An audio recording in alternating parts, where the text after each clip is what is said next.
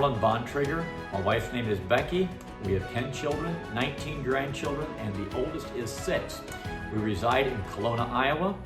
In the summer of 1936, there was an Amish family in Garnett, Kansas. Menno and Barbara Chuck lived there on a farm, but Menno had gotten into a lot of trouble with the law. Back in his farm in the woods, he had a whiskey still. Most people didn't know about it, but he had some run-ins with law enforcement. And that particular day when he got home from work, his wife said that the sheriff was there with a warrant for his arrest.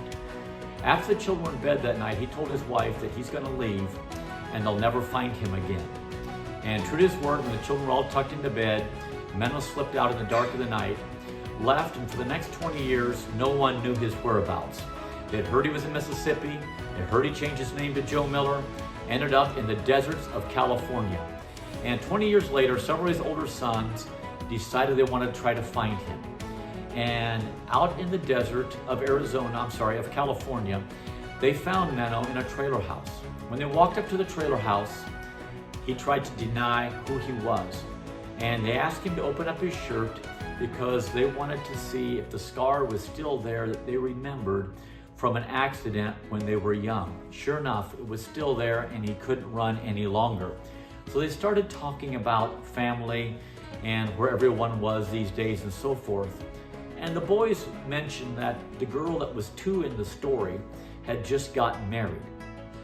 He said these words, he said, "I forgot about that one."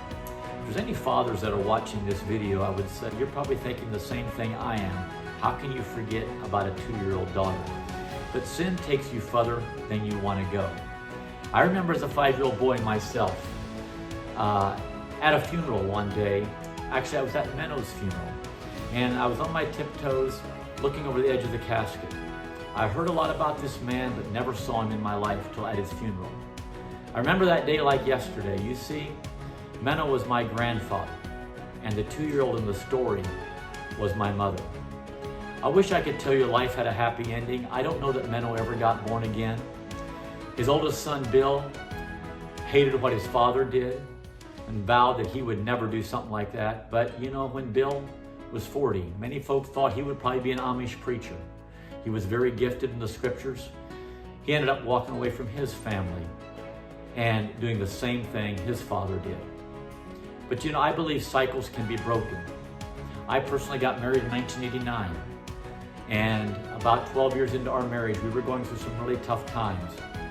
6 children, home educating them. And I will just say I more or less had a Damascus Road experience one evening. And the Lord was really speaking to me because in Malachi 4:6, the last verse of the Old Testament, it says, "The hearts of the fathers shall be turned to the children, and the hearts of the children to their fathers, lest I smite the land with a curse." And I believe in America, we have the curse of fatherlessness. And yes, you could be at home with your family and so forth, but your heart can be somewhere else. And that's my #1 challenge still to this day.